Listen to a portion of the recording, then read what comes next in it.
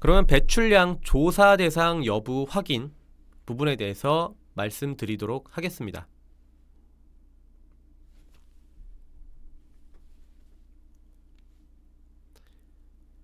화학물질 배출량 조사표를 작성하시기 전에 먼저 배출량 조사 대상인지 여부를 확인하셔야 됩니다. 즉 우리 사업장이 조사표를 작성해야 되는 사업장인지 아니면은 단순 비대상 신고서만 작성해도 되는 사업장인지 여부를 확인하셔야 됩니다. 조사 대상 여부 확인은 앞서 말씀드린 바와 같이 처음에는 대기 또는 폐수 배출 시설 신고 허가 사업장이어야 합니다. 여기서 주의하셔야 될 부분은 대기오염 방지시설 면제 사업장이라고 하셔서 가끔 우리는 해당이 안 되는구나 라고 생각하실 경우가 있는데요. 대기오염 방지시설과는 관계가 없습니다. 따라서 대기 또는 폐수 배출 시설 1에서 5종 신고 또는 허가 사업장이라고 하시면은 이 1단계에 해당이 되십니다. 그리고 2단계는 표준산업 분류에 의해 조사 대상 업종에 해당하는 사업장이고요. 제조업체는 다 해당이 되십니다. 그리고 3단계와 4단계는 취급하시는 물질의 함량 또는 연간 사용, 제조하신 양 기준입니다.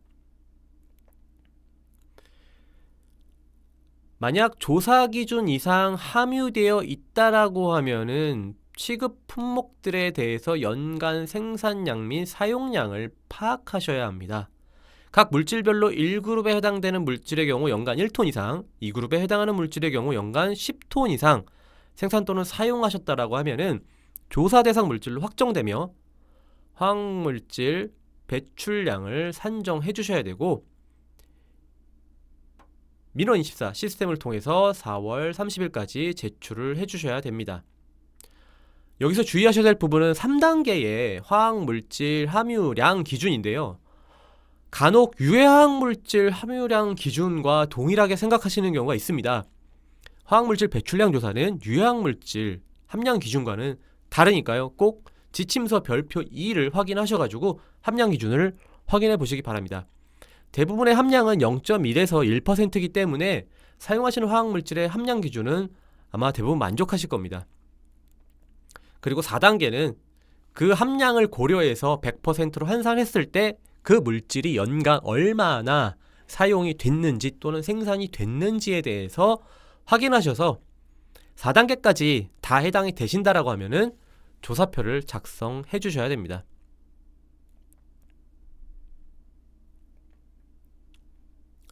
배출시설 설치 허가 신고한 사업장일 경우 해당 문서가 있으실 겁니다. 따라서 1에서 5종 사업장일 경우에는 대상에 되시고요.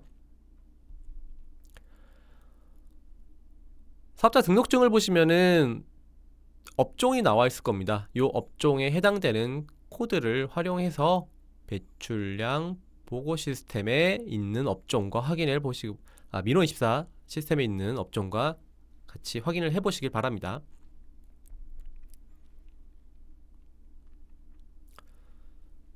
조사 대상 업종에 대한 별표니까요. 꼭 확인해 보시기 바라고요. 앞서 말씀드린 바와 같이 제조업은 다 해당이 되십니다. 조사 대상 화학물질은 1그룹이 20종, 2그룹이 395종, 총 415종입니다. 사업장에서 사용 또는 생산하는 물질 및 제품의 조사 대상 화학물질이 무게함유율 기준으로 조사 기준 이상의 농도로 함유되어 있고, 총량이 물질별로 1그룹에 해당하는 물질이면 연간 1톤 이상, 2그룹에 해당하는 물질이면 연간 10톤 이상일 경우 보고 대상에 해당됩니다. 자세한 취급량 기준은 지침서 별표 2를 참고하시길 바랍니다.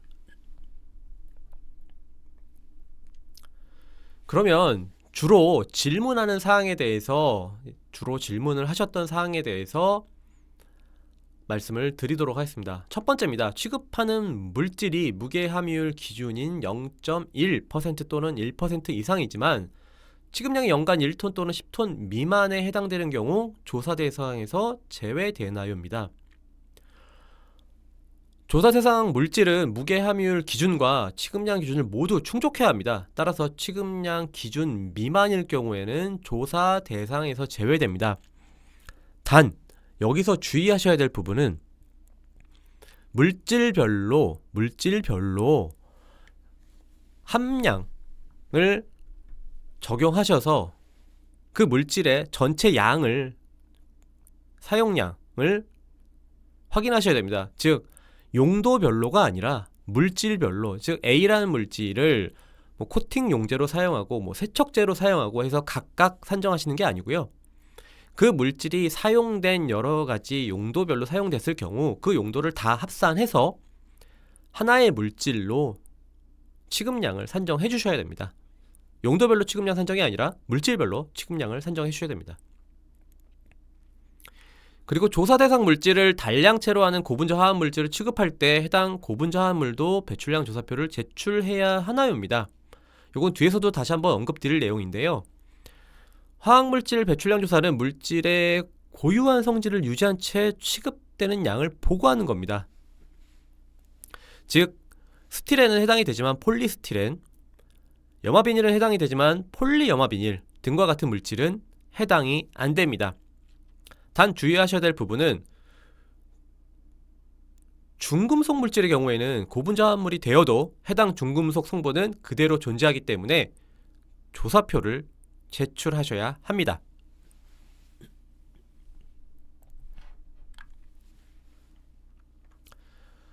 현재 주소지의 사업장에서 화학물질을 구매만 하고 실제 사용은 다른 지역에서 합니다. 이런 경우 어떻게 해야 되나요? 라고 질문을 주셨는데, 화학물질 배출량 조사는 사업장에서 제조 사용하는 화학물질이 여기서 말하는 환경은 대기수의 토양이죠. 으로 배출되거나 이동되는 양을 조사하는 제도입니다. 실제 화학물질을 취급하는 사업장에서 배출량 조사를 수행하셔야 합니다. 즉 구매만 하시고 사용하시는 거는 다른 사업장에서 사용하신다고 하면은 그 사업장에서 산정을 해주셔야 됩니다. 공정 중에 생성되고 소멸되는 중간 생성물은 작성 대상 제외인가요? 입니다. 앞서 말씀드린 바와 같이 화학물질을 제조하는 과정에서 생성되어 그 공정에서 전량 사용되거나 소멸되는 화학물질, 의도적으로 제거, 분리되지 않은 화학물질은 대상에서 제외됩니다. 단 의도적으로 A라는 물질을 분리해서 저장해서 이 물질을 사용하신다 라고 하시면은 그 물질은 해당이 되십니다. 따라서 비의도적이냐 의도적이냐, 이 물질을 분리해서 보관 저장하시냐에 따라서 대상 여부가 달라지기 때문에 꼭 확인해 보시길 바랍니다. 회사가 작년 4월 1일 A지역에서 B지역으로 이전하여 사업자 등록번호도 변경되어 있는데 이런 경우 어떻게 해야 되나요? 입니다. 회사가 이전했다라고 하면은 이전 시점을 기준으로 이전하기 전과 후를 나눠서 각각 보고를 해주셔야 됩니다. 화학물질 배출량 조사는 소재지 기반으로 배출량을 산정해서 제출하시는 거기 때문에 이전하셨다라고 하면은 이전하기 전과 후에 곳에서 각각 로그인 하셔가지고 조사표를 작성해 주셔야 됩니다.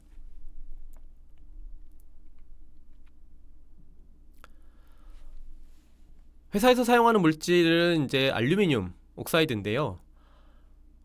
이런 경우는 보고하지 않아도 되나요입니다. 즉 알루미늄 같은 경우, 중금속 물질 같은 경우는 카스 넘버로 검색이 안 됩니다. 주의하셔야 될 부분인데요. 415종 물질은 카스 넘버로 대부분 검색이 됩니다. 그런데 중금속 화합 물질 같은 경우는 즉 알루미늄, 크롬, 납, 구리와 같은 중금속 화합 물질은 카스 넘버로 검색이 안 되기 때문에 대표 중금속 물질명으로 검색을 해주셔야 됩니다. 즉 알루미늄, 산화 알루미늄, 황산 알루미늄, 염화 알루미늄을 쓰신다라고 하면은 알루미늄이라는 물질명으로 검색을 하셔서 대표 알루미늄 및 그 화합물로 보고를 해주셔야 되고요. 염화 알루미늄, 산화 알루미늄을 각각 쓰신다라고 하면은 그 물질의 양을 합산하셔가지고 알루미늄 및 그 화합물 하나로 보고를 해주셔야 됩니다. 크롬도 마찬가지입니다. 뭐 육가크롬, 삼가크롬을 쓰신다라고 하시면은 그 물질을 다 더하셔가지고 크롬 및 그 화합물 하나의 물질로 보고를 해주셔야 됩니다.